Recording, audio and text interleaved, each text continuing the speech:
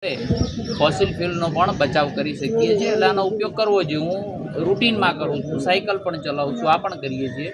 અને રાજ્ય સરકારે તો ઈવી પોલિસી પણ બનાવેલી છે, એની ઉપર આરટીઓ ટેક્સ માત્ર 6% આખા બધી જ વ્હીકલમાં ચાલતું, ત્યારે આના માટે 1% જ ચાલી રહ્યો છે.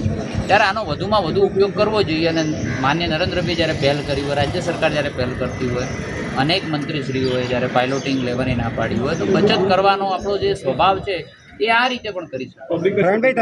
પ્રવીણભાઈ આ એક જ દિવસ પૂરતું હશે કે પછી કાયમ માટે જ્યાં સુધી મેં નિર્ણય એવો કરેલો છે કે આપણે 50% ઈવીનો ઉપયોગ પ્રવાસ દરમિયાન કરવો જોઈએ. અને જ્યાં પણ ચાર્જિંગ ઇન્ફ્રા ન હોય એના માટે પણ અમે હાલ ક્લાઇમેટ ચેન્જ ડિપાર્ટમેન્ટ અને એના દ્વારા વિચારી રહ્યા છે, જેથી કરીને વધુમાં વધુ ચાર્જિંગ ઇન્ફ્રા પણ વધે, જેથી કરીને કોઈ લોંગ પ્રવાસે કરવા ઈચ્છતો હોય તો પણ આ સારી રીતે કરી શકે.